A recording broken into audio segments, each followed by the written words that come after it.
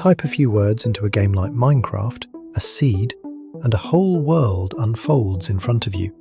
Oceans and coastlines, grassy plains, mountains with snow on top, caves winding through the dark underneath. And it keeps going in every direction, farther than anyone will ever actually walk. But nobody drew it.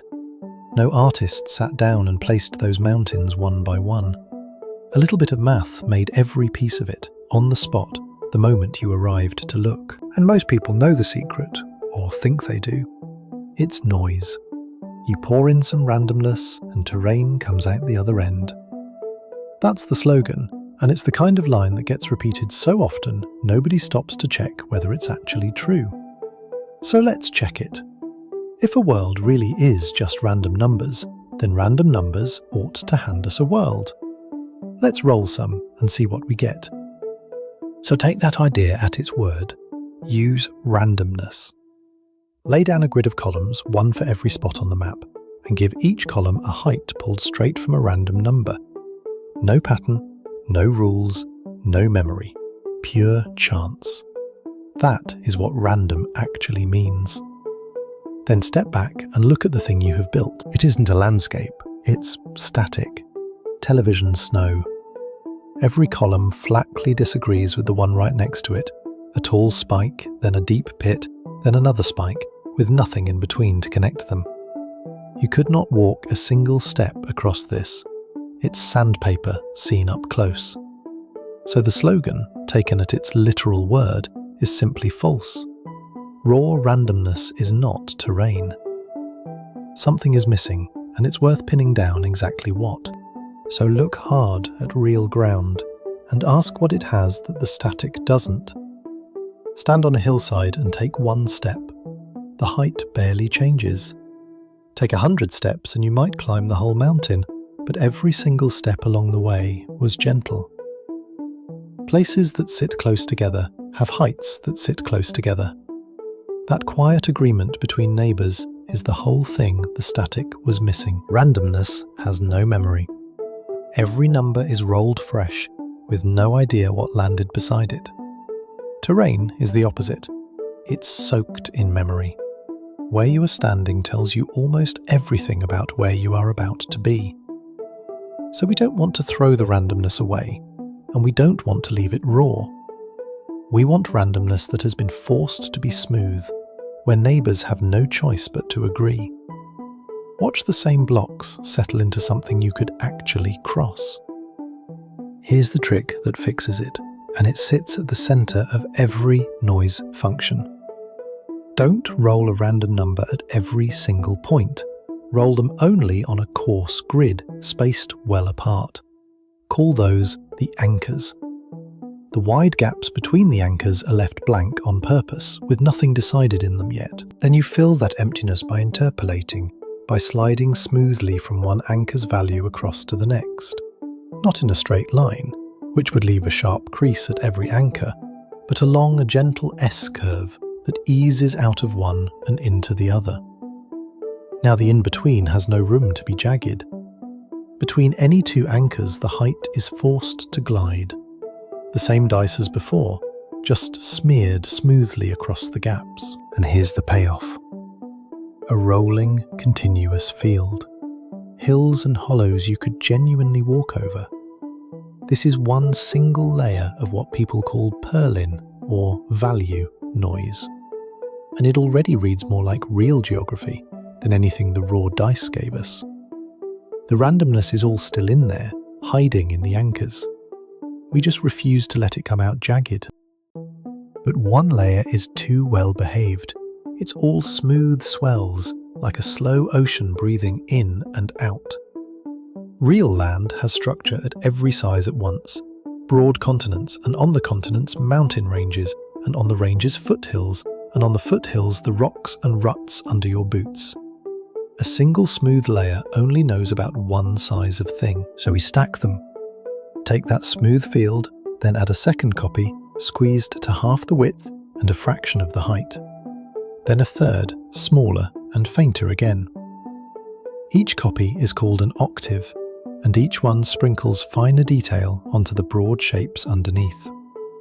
Add a handful of them together, and the gentle swells grow ridgelines, then crags, then a believable roughness everywhere you look. That sum, the layered octaves, is what's really driving the terrain you recognise.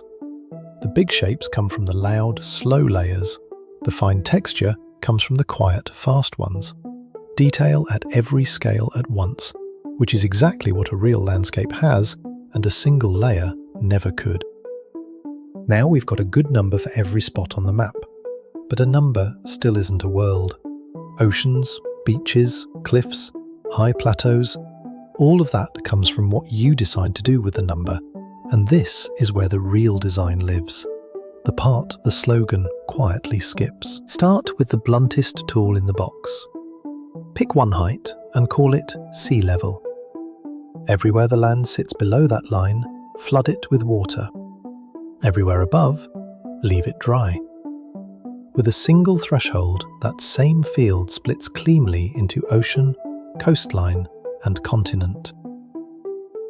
And you don't have to take the number as it comes. You can bend it through a shaping curve before you read it off as a height. A curve that pins most of the world near sea level, then suddenly rears up, gives you flat plains that end in abrupt mountains instead of one uniform mush everywhere. Minecraft does exactly this, with separate noises for how Oceanica region feels, how flat and eroded it is, how spiky its peaks get. The randomness only sets the mood. The hand-drawn curves decide what kind of world you end up in. Everything so far gives you a height, one number per column, a skin stretched tight over the map. But a world has an inside. Caves don't live on that surface. So we run the very same trick one dimension higher. Instead of noise across a flat map, you evaluate it all the way through the solid rock, a value for every point in 3 dimensions. Now read it like this. Below some threshold, keep the stone. Above it, carve the rock away into open air. Because the noise is smooth in all 3 directions, what you remove isn't a scatter of random holes. It's connected winding tunnels and open chambers, the cheese and the spaghetti of a real cave system, threaded right through the stone.